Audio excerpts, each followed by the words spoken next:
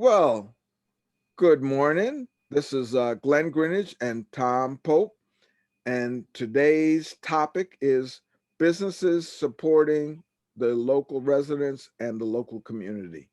Tom, what do you got? Well, I was fascinated to see that a fellow Patrick Ang from the Rib Shack in Jamaica on Linden Boulevard served 5 to 600 free meals yesterday. Now, while it's true that this all came about because of a power shortage in the area and also affecting his cash register, still, Patrick had the idea, I'm part of the community. I want to help. Um, he let people know that he was still serving meals. He and another worker traveled around the immediate area, knocking on doors to tell people we have free meals. Um, so all day long, Patrick Ang and his staff put together 5 to 600 free meals. Wow, that's fantastic. And to be in the restaurant business in this time is already tough enough.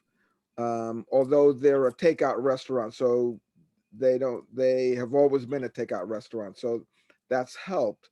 But that is something to be acknowledged. There's also Jam Hut on Sutphin Boulevard, a Jamaican restaurant, Jam Hut 2, and they also out of their pocket provide free meals for the homeless.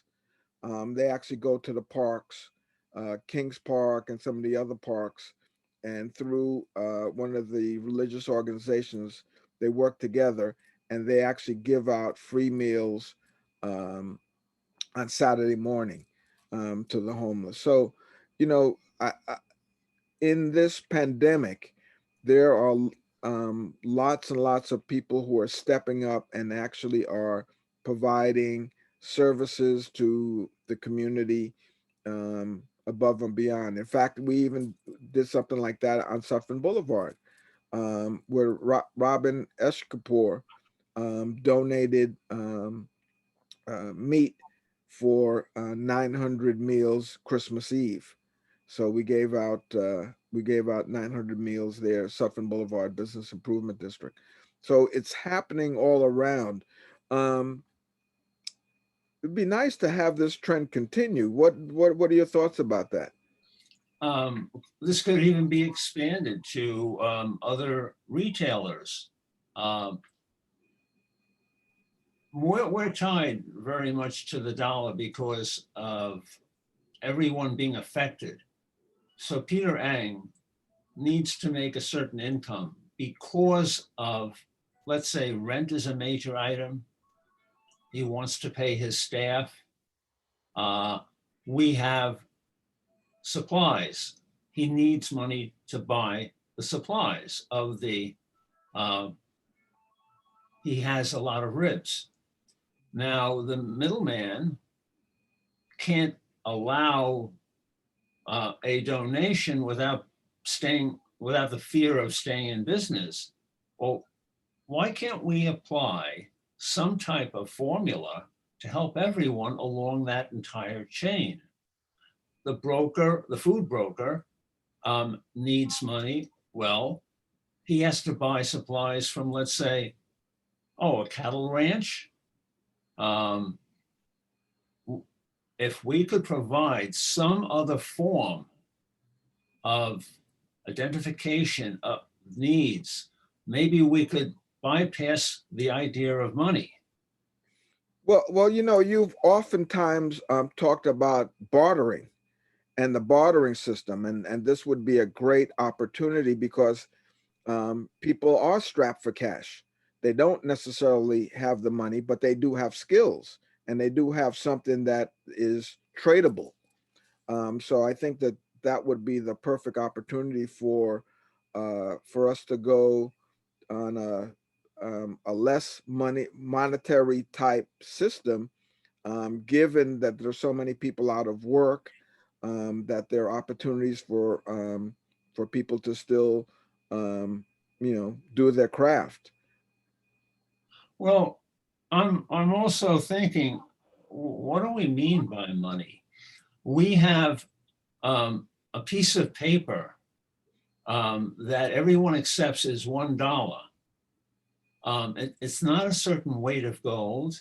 Right, Now, if I give you $1, I expect something in return, right. or you expect something in return. But it's all based on some type of idea of exchange. Now, if we're strapped for money because of the pandemic, why can't we set up just some bookkeeping system without requiring an actual transaction of cash? Yeah. Is that so difficult to put in play?